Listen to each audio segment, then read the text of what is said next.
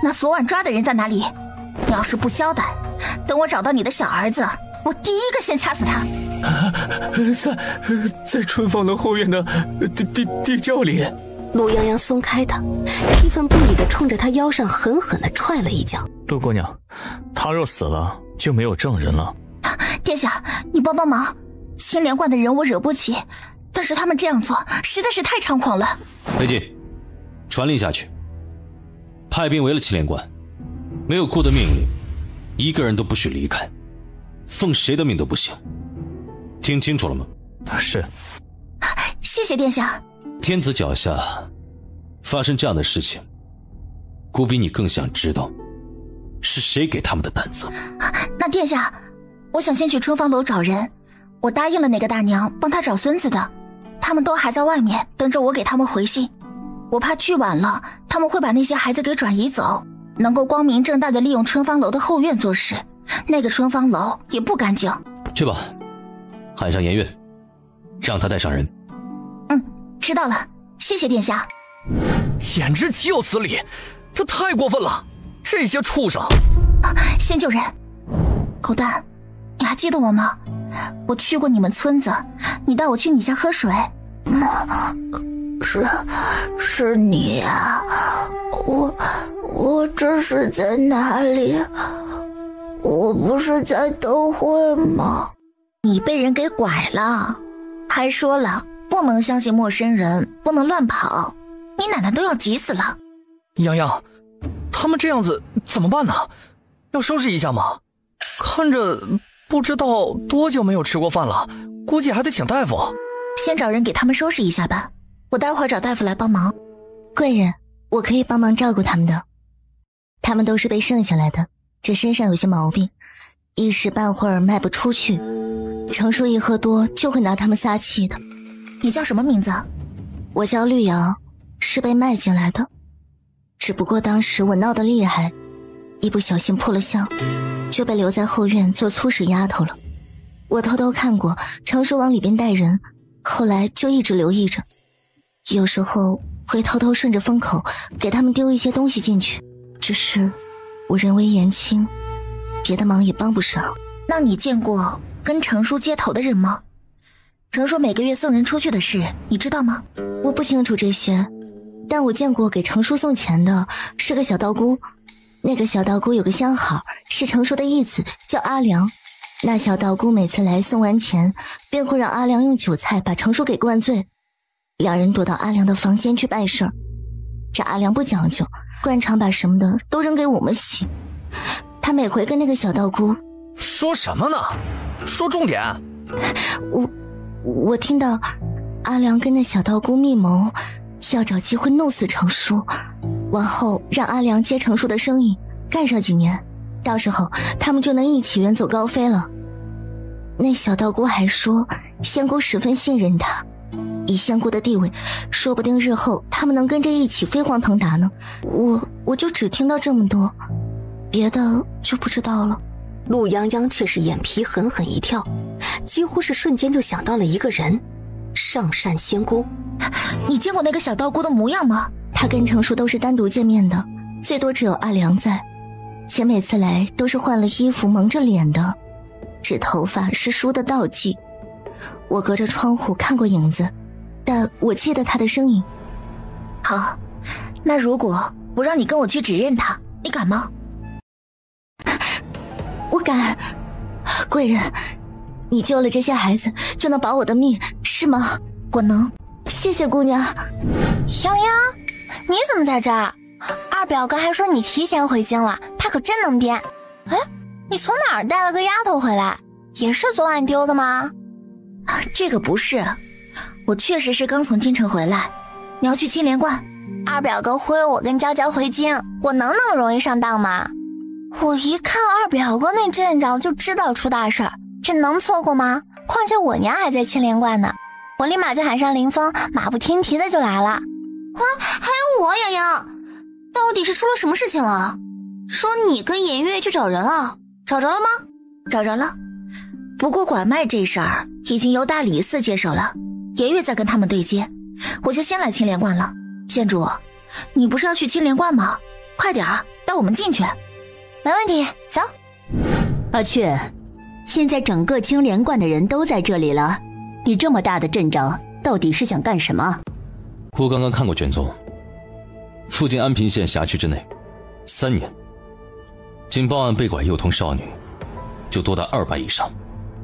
此案牵扯甚大，有证人指出，主谋就在青莲观。怎么可能？阿雀，你不是弄错了吧？这怎么可能呢？青莲观怎么可能跟拐卖案有牵连？这是不是太荒谬了一点？接头这人的口供之中，还有另外一个证人，姑已经让人去搜捕了，跟青莲观到底有没有关系，一查便知。在这之前，还请姑母帮忙，多行方便了。竟会有这种事，简直丧心病狂，罪不可赦。只是，本宫还是想不通，青莲观怎么会牵扯进这样的事情里？他们拐这些幼童做什么？青莲观的杂役，要么是宫中无家可归的宫女，要么是附近贫苦人家的姑娘。即便偶有幼童，也是被捡来的弃婴，并没有什么半途来的幼童啊。你查吧，本宫暂时能帮你拖延1、2。只是你也知道，这地方牵扯甚重，若你查不出个所以然来，怕是……姑母放心，姑自有分寸。你呀，自幼就是这样，捅破了天都不怕，就你有理。可……太子看向门外，长公主也轻轻地闭了下眼睛，遮住了眼底的痛。可这天，当真捅得破吗？裴寂，将罪犯带过去认人。是。青莲观所有的人都在这里了吗？目前登记在册的都在。我们先出去。洋洋，你发现什么啦？我有个事情一直想不明白，青莲观应该不缺人吧？那他们买幼童做什么？那些幼童被买来以后送去了哪里？如果50两银子一个，这可比市价高多了，没有可能卖到外地的，也不可能卖到京城去。如果不是为了卖，那他们把人关到了哪里？我们就算找出来青莲观有人涉嫌拐卖幼童，但没有直接证据，那这个案子最后还是会不了了之吧。陆洋洋一直都在想，那些幼童被他们拿去做什么了？怎么都想不明白。总不能是养在观里的那么多人呢，都去哪儿了？被青莲观买走的那些孩子，你知道送到哪里了吗？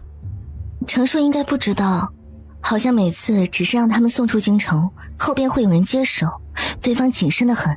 那有因伤被退回去的孩子吗？也没有。程叔每个月都会挑选最健康干净的孩子送过去的，从未见过有退回来。这被退回来多半是从外地拐来的，有的路上受了伤，有的生了病，不好处理，这才先关起来。说是不小心死了，再拖出去扔到那乱葬岗去，如果能活下来，再卖去当个丫鬟小厮什么的。那会不会人就在青莲观啊？话本上不是说最危险的地方就是最安全的地方吗？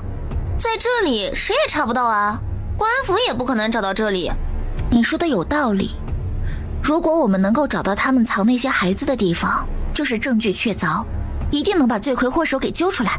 你对这里最熟悉，知不知道有什么禁地或者秘密的地方是不让人去的，有可能藏得了人的？那可太多了，这整座山都是青莲观的，想藏人还不容易。不过我觉得他们肯定不会走正门，青莲观四处都有人把守，想进来可不容易。倒是后山有个悬崖，因为太危险，一般没人看守，也不会有人去的。会不会是从那儿进来的？走，我们去看看。殿下，找出来了，跟程叔买幼童的就是这个道姑寒冬。殿下饶命！殿下饶命！青莲师太，怎么会是你？贫道出家多年，早已不管方外之事，更不知道什么案子，请殿下明察。殿下饶命！我真的不知道是怎么回事，我没见过什么程叔，也不认识他，更不知道什么幼童。我自从来到青莲观，除了日常帮师太买药材，从未离开过青莲观呀。殿下，求您放过我吧，殿下。师太既是方外之人，不理凡尘俗事，那又为何还沉迷丹药，跟宫中以及京中诸多官眷来往甚密？事态如此超脱，为何不日夜打坐悟道，闭门清修？你莲花关上的东珠，姑若没有记错，是前年的贡品吧？身上的烟纱道袍，更是100两一只。事态就是这么超脱的吗？怎么，姑说话，事态都不愿意理会，是吗？贫道不敢。不敢？事态既不理方外之事，还怕死吗？长公主眼见如此，想要出声打个圆场。就在这时，门外传来通报：齐公公到，传太后口谕，选青莲师太上善仙姑进宫，即刻出发，不得有误。奴才给太子殿下、长公主殿下请安，殿下万福金安。太子殿下，您看这太后娘娘她老人家催得紧，奴才听说您在此办案，奴才也不好打搅，就先带2位道长进宫，殿下觉得如何？杰洛，殿下，奴才在，您吩咐。你进来时，外面守卫怎么跟你说的？这殿下，奴才哪敢耽误您办案呢？只这2位道长，您也知道，都是太后娘娘她老人家用惯了的人，万万不能跟案子有什么关系的。您说对不对？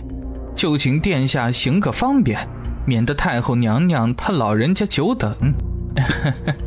长公主殿下，您最是知道2位道长的，太后娘娘可离不得他们。这2日秋老虎重，太后娘娘身子正不舒服呢，可不得请青莲师太过去瞧瞧。这明日中秋宫宴可耽误不得呀，您说呢？裴寂，姑怎么说来着？案子查明之前，任何人不得离开青莲观半步。去再补上一句，没有姑的命令，案子没有查明之前，尸体也不得离开青莲观半步。齐公公腿一软，差点跌倒在地上，眉心冷汗当即就冒了出来。齐公公，姑在这儿查案，你要带谁走啊？哎，奴才等的，奴才等的，哪能耽误殿下的大事儿啊？裴寂，什么？殿下，我真的不知道，我真的不知道。殿下，我没有。太子连眼皮都没有抬一下。裴寂直接抽出了长剑，刚落到韩东手上，韩东就彻底慌了。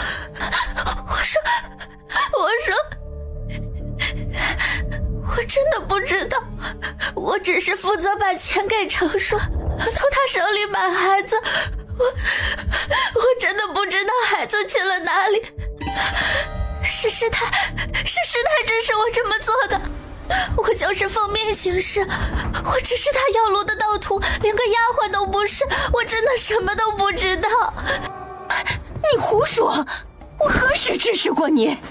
你为何要污蔑我？长公主殿下，贫道醉心炼药，从不屑于管这些闲杂之事，贫道更不知道这番污蔑是从何而来。贫道出家之人，要孩子何用？殿下明鉴，这番污蔑，贫道不认。齐公公频频给长公主使眼色，长公主这次却是眼观鼻，鼻观心，一副没看见的样子，甚至眼底泛着一抹厌恶。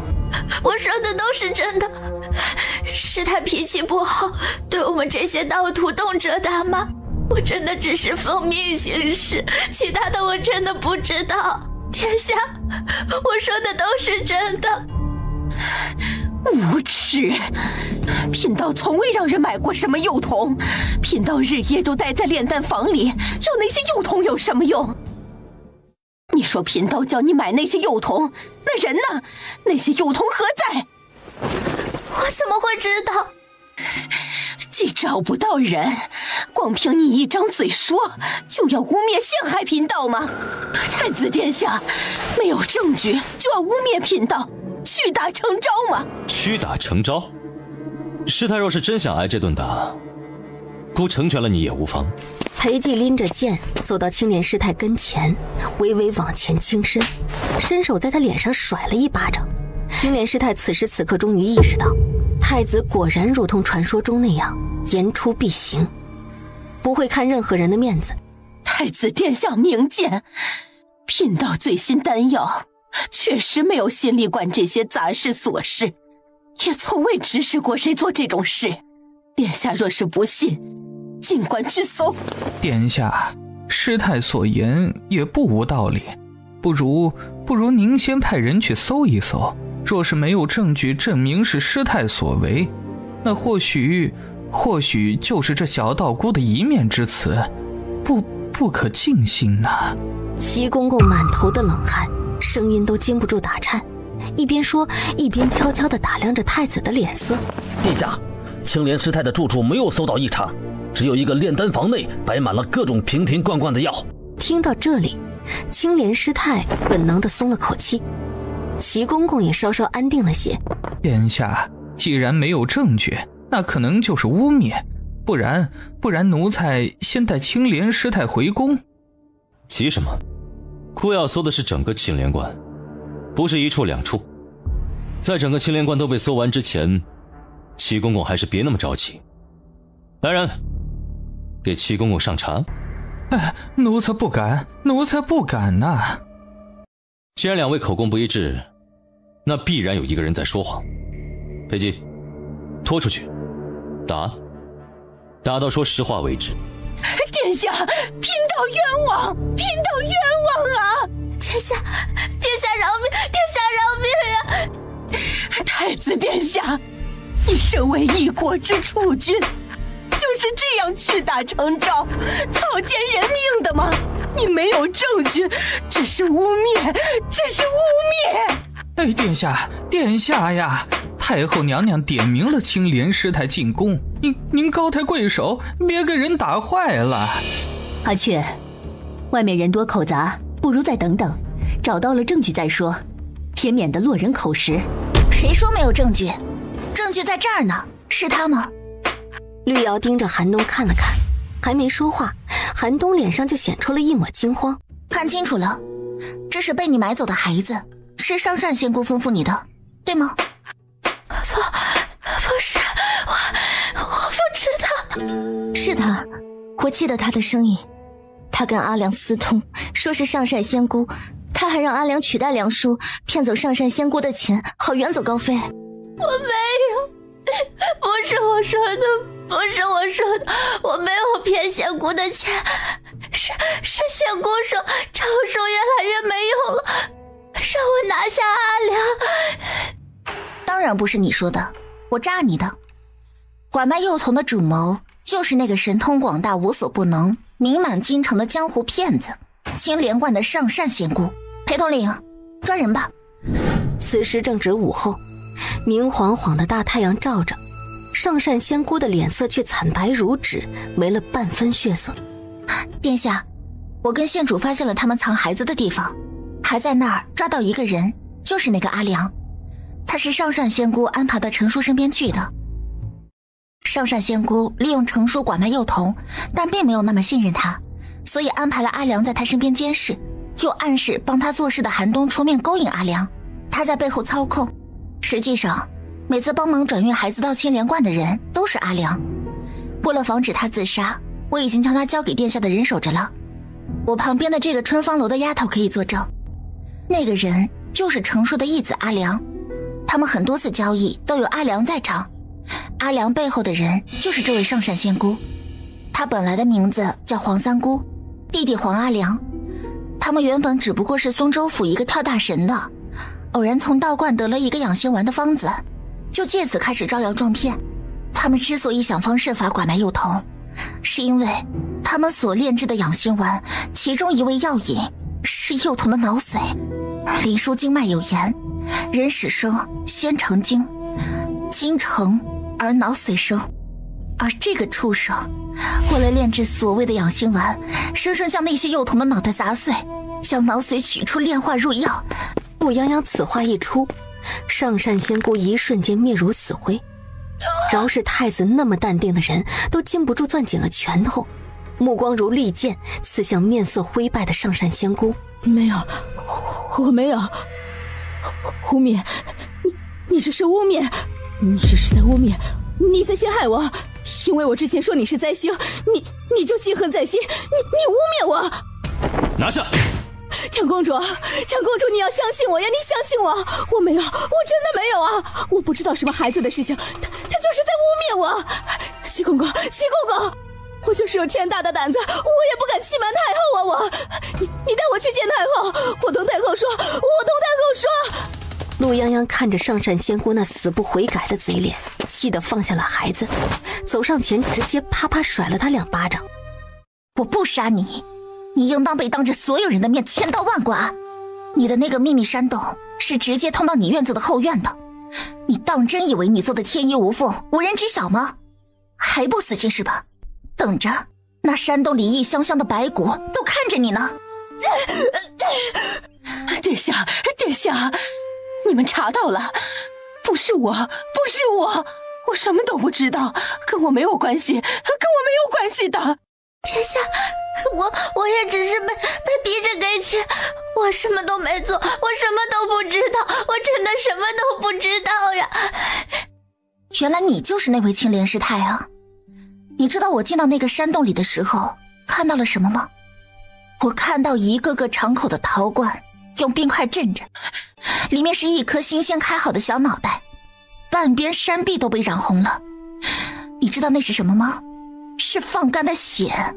因为夏天，他们担心尸体腐烂太快会被人闻到，所以就捕捉了野猫养在山洞里，将那些尸体全都啃食干净，然后再将野猫扔下山崖给摔死。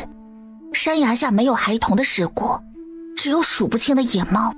陆泱泱一字一句清亮犀利，平稳地控诉着这些作恶者罄竹难书的罪行。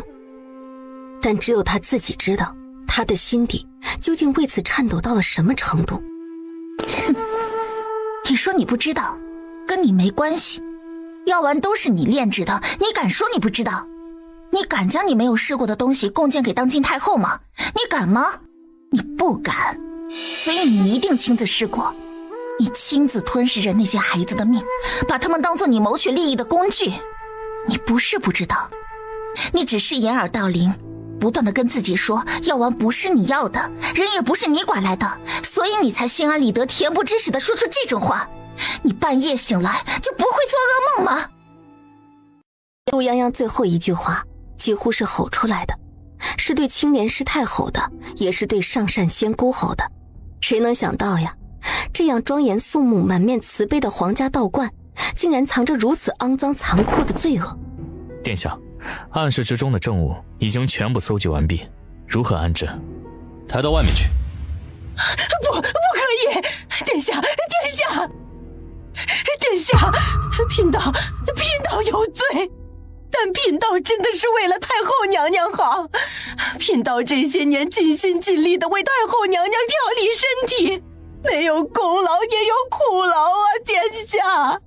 贫道甘愿认罪，但是若是将世人知道太后所用之药残食有应，世人如何看待此事？不只是太后，京中权贵购买养心丸之人比比皆是。殿下若将此事公之于众，届时殿下会遭遇什么？殿下想过吗？贫道求您开恩，此事万万不可公开啊！青莲师太声泪俱下，苦苦哀求。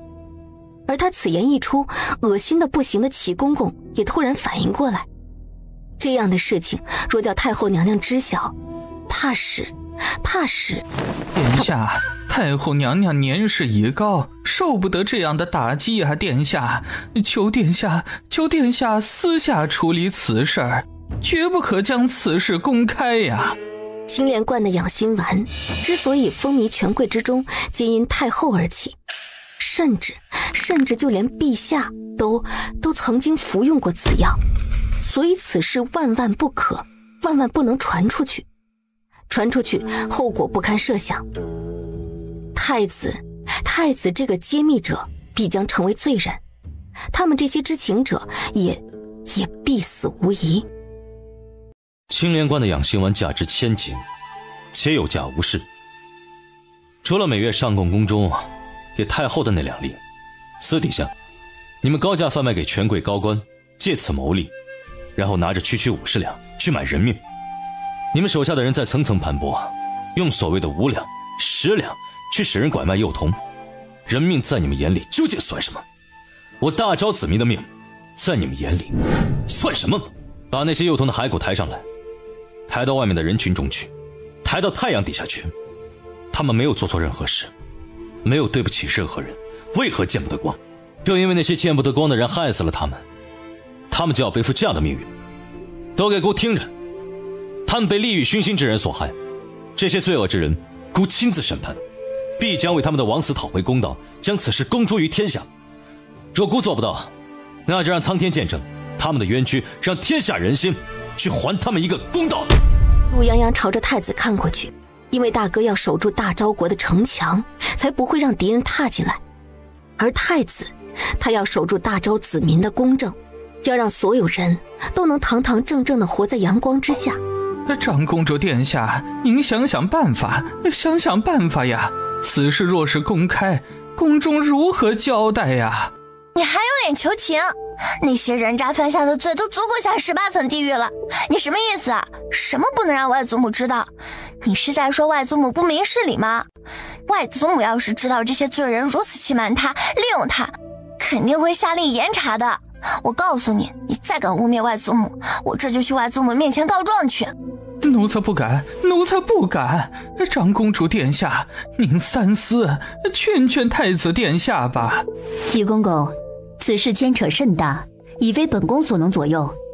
本宫知你一心为太后着想，但太后自来明事理，又岂能纵容这些罪恶之行？你说是吗？完了，全完了。你们几个小丫头啊，可是真挺能折腾的。长公主殿下，县主都是跟着我才到处跑的，不过很多事情都还多亏了他帮忙。哎，洋洋，我们都这么熟了，你就直接叫我名字就好。今天我们可真的是太厉害了，娘，你说是不是啊？是，小黎今天很厉害，你们都很厉害，只不过下次还是要记得量力而行，注意安全。还有一件事啊，需要你们配合一下。从现在开始，无论任何人问起，你们都不知道有关这个案子的任何事情，明白了吗？尤其是你啊，小黎，进了宫，谁问起都不要说你来过青莲观。你们3个昨夜去了大佛寺看花灯，今夜回的京城，明白本宫的意思了吗？为什么啊，娘？我们多谢长公主提醒，我们知道了。我们昨夜在大佛寺看花灯，看完花灯在大佛寺留宿，昨夜没有发生任何事，今天也没有。真是个聪明的小姑娘。好了，你们继续吃，吃饱了本宫送你们回京。我们可是立了大功，就这么就没了。长公主殿下是为了我们好，我昨晚差点被人拐走的事情要是传出去，我长多少张嘴都说不清。潇潇差点被人拐走的事情不能传出去，这是其一。其二，这个案子太大了，京中那些想买青莲观养心丸的人不知道多少呢，他们并不希望这个案子破掉。现在是太子殿下一人扛下了所有压力，我们最好还是不要添乱了。娇娇被拐，真正的目的也是冲着他来的。不过他怀疑，昨晚利用娇娇想要将他拐走这个事情，有可能跟盛云珠有关系。回到京城盛国公府的时候，天色已经暗了下来。陆泱泱带着绿瑶先回了自己的院子。泱泱，你去哪儿了？怎么现在才回来？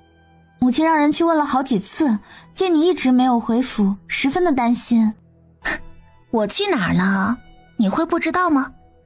你的眼线没有及时跟你汇报吗？泱泱，你说什么呢？我怎么听不懂？听不懂啊？你脑子坏掉了？前几日你送了3粒青莲观的养心丸给夫人，你从哪儿得来的？是那个上善仙姑给你的吗？看来你们关系不错啊。青莲观的事情是机密的，在案子彻底查清之前，不会轻易走漏风声。所以这个时候盛云珠应该不知道青莲观的动静。泱泱是还在为了上一次我请上善仙姑进府的事情生气吗？说妹妹因此责怪于我，我也无话可说。青莲观的养心丸是难得的圣品，对母亲的身体大有益处。我知道妹妹记恨上次的事情，但无论如何也还要以母亲的身体为重。对啊，那么难得，你是怎么得到的？据我所知，青莲观的养心丸每个月进贡给太后2粒，已经是极限。你一口气拿出了3粒，怎么？那个上善仙姑帮着你盗窃贡品啊？你胡说！泱泱，你为何要这样说？我为了母亲的身体着想，难道有错吗？别叫我泱泱，我们没这么说。我不过是关心一下你有没有勾结那个江湖骗子卖假药。怎么，戳中你要害了？我不知道你在说什么。我求了很多门路才求来的那些药，并非上善仙姑给我的。你这么污蔑于我，到底是为了什么？不想让母亲服药吗？你就那么不想让母亲的身体好起来吗？我自然是希望夫人的身体好起来，只不过呢，你自己都说了，不是那个上善仙姑给你的，那我怀疑是假药，有问题吗？你有什么证据证明你拿到的药是真的呢？一个不知道从哪里得来的不知真假的药，你敢随便给夫人吃？我倒想知道你居心何在啊！二哥，你们在干什么呢？没什么，我就是好奇问一问，圣三姑娘从哪个江湖骗子那里弄来的青莲观的养心丸？口口声声说为了夫人的身体着想，却半天说不出个出处来，万一是假药呢？这乱吃药可不太好吧？你说是不是啊，二公子？珠珠，青莲观的养心丸，你从哪里得来的？盛云珠似乎是有些不可置信地看了盛君一眼，不敢相信他竟然会问自己这样的问题。二哥也在怀疑我？我怎么会怀疑你呢？青莲观的养心丸难得，我也担心你被人欺骗，何况给母亲用的药的确是要慎重些。是我请求三殿下出面，拜托了青莲师太帮的忙。三殿下不是出京了吗？是我之前求了三殿下，他帮忙从中周旋，我以他的名义去找的青莲师太。哦，我明白了，也就是说是三殿下给你从中牵线的，是吗？所以你现在还有什么疑问吗？二公子，听明白了吗？既是三殿下帮的忙，那药不会有问题。我们走。云珠承蒙二哥多年照顾，自明日起，云珠便不是二哥的妹妹了。日后若不能留在国公府，也望望二哥多保重。云珠告辞。你这是做什么？我说过，无论如何你都是我的妹妹。明日族谱的事情，父亲也是迫于无奈，暂且委屈你一段时日，日后总是会找机会弥补给你的。况且族谱之事不会对外传，你自然仍旧住在家里，仍旧是圣国公府的三姑娘，不要胡思乱想。可二哥已经不相信我了，母亲也厌恶我，我留在这个家里还有什么意义？二哥，我承认我也有些小心思，但我只是无法面对这样的巨变，我只是舍不得你们，我喊了10多年的父母哥哥，一下子都不是我的了，我真的好难过，难过的快要死掉了。好了，别乱想了，有我和父亲在，会给你一个好前程的。让你去安抚云珠怎么样了？父亲，我们当真没有别的选择了吗？你什么意思？被大哥这么一搅和，云珠未必会同我们一条心。即便日后真的是三殿下登基，父亲真的觉得他会提携盛家吗？他没得选择，我从前那般疼爱他，甚至在找回亲生女儿之后依旧偏宠他，他还想怎么样？他不过是一个乡下奶娘的孙女儿，此等出身，若没有圣国公府，她什么都不是。她想依靠三殿下的宠爱，简直痴人说梦。她如今可是还没有嫁过去呢，没了盛家，她连给三殿下做妾的资格都没有。刚刚在院子里，我撞见杨洋跟他吵嘴，提了前几日云珠拿给母亲的青莲观养心丸的事情。杨洋不知为何一定要逼问他青莲观养心丸是从哪里来的，是不是从上善仙姑那里得来的。云珠被他逼得没办法，只都说是借了三殿下的名义从青莲师太那里得来的。这青莲观的养心丸你也清楚，每个月到太后那里不过2粒，连陛下那里都没有。三殿下愿意为他欠下这样的人情，日后若他当真得偿所愿，怕也未必需要圣国公府。当真？千真万确。你大哥就是个成事不足败事有余的混账东西，跟你外祖父一个模子刻出来的脾气。父亲，这话您怎么不当着外祖父的面说？好歹大哥不骂人，只讲规矩讲道理。闭嘴吧！想到自己这些年在岳父那里挨的那些骂，圣国公脸又黑了几分。以你大哥的性子，明日必然已经说通了所有的族老，族谱一事很难办。待会儿你去从我的私库支1万两银子给云珠，务必安抚好她。听闻程家姑娘也跟三殿下走得近，你记得叮嘱云珠，让她当心些，绝不能轻易被人捷足先登。族老那里我再想想办法，若能拦住，最好还是不要动族谱。我总觉得今日杨洋刻意提起青莲观养心丸的事情，还逼着云珠承认药是从哪里来的，不像只是在挑衅。此话怎讲？我一开始以为杨洋不过是从乡下来的小姑娘，没什么见识，但事实上从她做的几件事来看，她十分的聪明。我让人打听过她考入太明书院的成绩，她只考了2科，都是甲等。她只在家中复习了不到2个月，且没有老师。我本以为是母亲帮忙拿了名帖，但我打听过了，母亲是有这个念头，但并没有用上，是她自己考的，没有人帮忙。也没有作弊。父亲，太明书院岂是容易作弊的地方？